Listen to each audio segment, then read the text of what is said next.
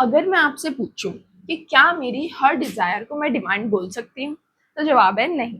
Economics में demand का मतलब थोड़ा अलग होता है। आज हम इस वीडियो में यही समझेंगे कि डिमांड क्या होते हैं और उसके टाइप्स क्या होते हैं। तो चलो शुरू करते हैं। चलो पहले स्टार्ट करते हैं बेसिक कंसेप्ट से कि डिजायर क्या होता है। देखो, इकोनॉमिक्स में डिजायर हमारे सिंपल विश को कहते हैं। अगर मैं बोलूँ कि मुझे ट्रिप पे जाना है या मुझे कपड़े खरीदने हैं या मुझे कार खरीदनी है, तो ये सब क्या है, मेरी सिंपल विश है। क्यों? क्योंकि अभी मैं इन्हें अफोर्ड ही नहीं कर सकती। ठीक है। अब ये विश, ये सिंपल विश डिमांड कब बन जाएगी? जब क्या है, मेरे पास एबिलिटी है इन सब चीजों को खरीदने की या इन सब चीजों को कंज्यूम करने के लिए। ठीक है। मेरे पास एबिलिटी है और मैं चाहती भी हूँ ये सब चीजें खरीदना या कंज्यूम करना एक किसी भी पर्टिकुलर प्राइस में, तो उसी को हम बोल देते हैं डिमांड।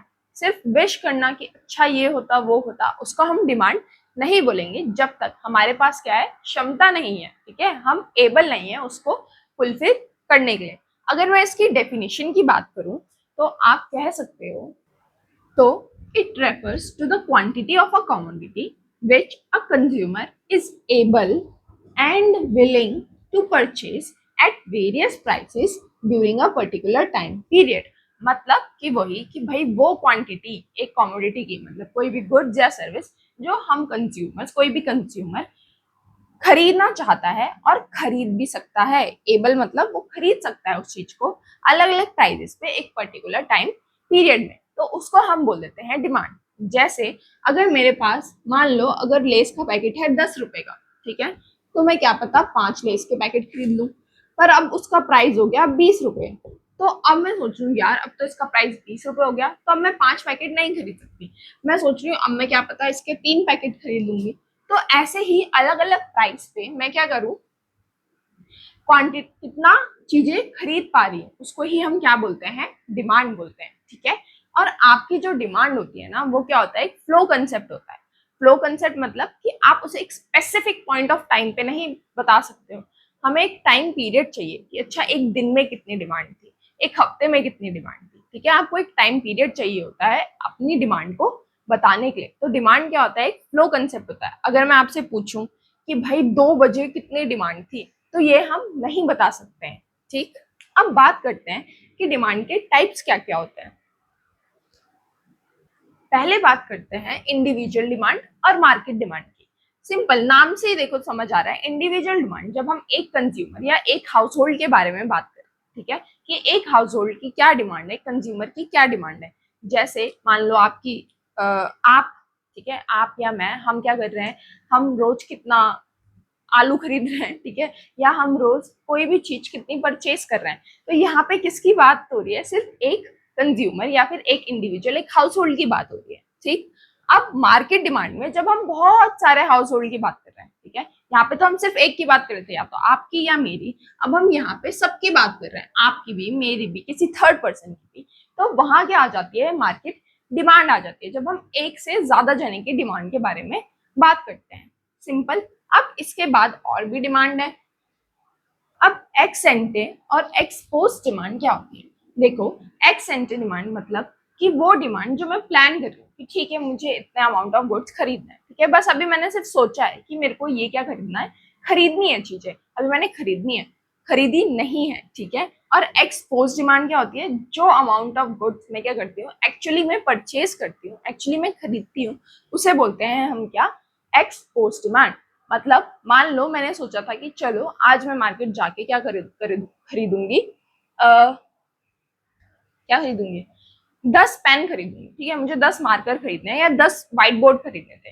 पर जब मैं शॉप में पहुंची तो वहां पे 10 बोर्ड अवेलेबल ही नहीं थे, वहां पे मे बी 8 बोर्ड अवेलेबल थे। तो अब मैंने सोचा तो क्या था, मेरी प्लान डिमांड क्या थी कि मैं 10 बोर्ड खरीदूंगी, बट अब वहां पे अवेलेबल ही नहीं है, तो मैंने कितने खरीदे, सिर्फ 8 खरीदे। तो मेरी प्लान डिमांड जो एक्स एंटी डिमांड थी वो कितने की थी, 10 की, और मेरी जो एक्सपोज डिमांड थी वो कितने की हुई, 8 की हुई। ठीक है, तो ये होता है आपका एक्स एंटी डिमांड और एक्सपोज डिमांड।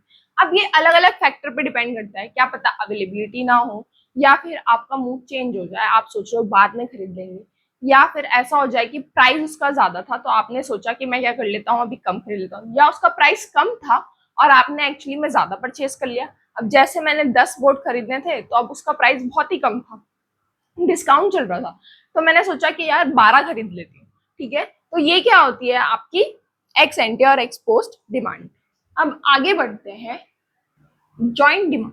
जॉइंट डिमांड क्या होती है? जॉइंट डिमांड वो डिमांड होती है जब मेरी दो या दो से ज्यादा गुड्स की डिमांड एक साथ आती है, ठीक है। जैसे मान लो ये बोर्ड है, मैंने ये बोर्ड खरीदा तो उसके साथ मुझे मार्कर भी खरीदना पड़ेगा, है ना, वरना मैं इस व्हाइट बोर्ड पे लिखूंगी क्या, इसका काम ही क्या होगा। तो यहाँ पे इस बोर्ड की और इस मार्कर की जरूरत क्या पड़ गई, मुझे एक साथ पड़ गई। अब या तो मैं ये भी बोल सकती हूँ अब ये मार्कर है तो इसके साथ मुझे इंक भी चाहिए होगी, है ना। तो ये क्या होती है, जॉइंट डिमांड होती है जब हमारी दो या दो से ज्यादा गुड्स की डिमांड क्या हो जाती है, एक साथ हो जाती है। जैसे आपका कार, पेट्रोल है, पेन, इंक है, तो ये सब क्या होती है आपकी जॉइंट डिमांड होती है।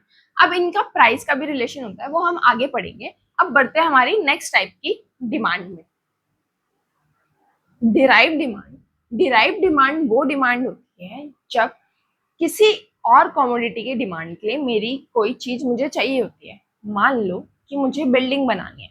अब बिल्डिंग बनाने के लिए मुझे क्या चाहिए, रॉ मटेरियल्स चाहिए, लेबर्स चाहिए। भाई अब उस बिल्डिंग को एक जमीन पे एक जगह पे भी तो बनाऊंगी, ठीक है। तो अब मुझे बनानी थी बिल्डिंग, मेरी डिमांड क्या थी, बिल्डिंग की डिमांड थी। पर अब उस बिल्डिंग की डिमांड को फुलफिल करने के लिए मुझे और किन किन चीजों की डिमांड करनी पड़ी, अपने रॉ मटेरियल्स की, जैसे आपको सीमेंट चाहिए, ब्रिक्स चाहिए, ठीक है, लेबर्स की जो आपकी हेल्प करेंगे वो बनाने में, मशीन्स की, ठीक है, और किसकी, लैंड की। तो आपको बहुत सारे फैक्टर ऑफ प्रोडक्शन लग गए क्या, एक चीज बनाने के लिए। तो डिराइव डिमांड वही डिमांड होती है जब क्या होता है कि मैं कोई चीज बनाने के लिए, ठीक है, मेरे को कोई एक कमोडिटी चाहिए थी, उसकी वजह से मेरी बाकी कमोडिटी की डिमांड आई। इसमें जनरली जो भी डिमांड आती है वो फैक्टर ऑफ प्रोडक्शन से रिलेटेड होती है, ठीक है। आपके फैक्टर ऑफ प्रोडक्शन क्या होते हैं, लैंड, लेबर, कैपिटल और एंटरप्रेन्योर। तो इसे बोलते हैं हम डिराइव डिमांड। अब बात करते हैं हमारी लास्ट डिमांड की, जो है कंपोजिट डिमांड।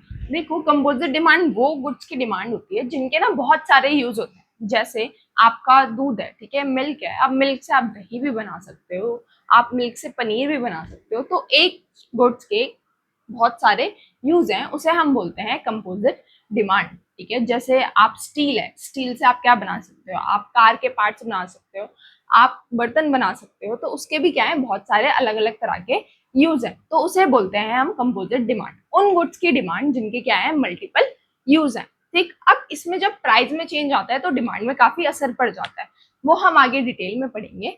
अभी के लिए बस इतना ही। आज हमने पढ़ा डिमांड क्या होते हैं और उसके कितने टाइप्स होते हैं। आई होप आपको ये क्लियर होगा। तो मिलते हैं नेक्स्ट वीडियो में। Bye bye.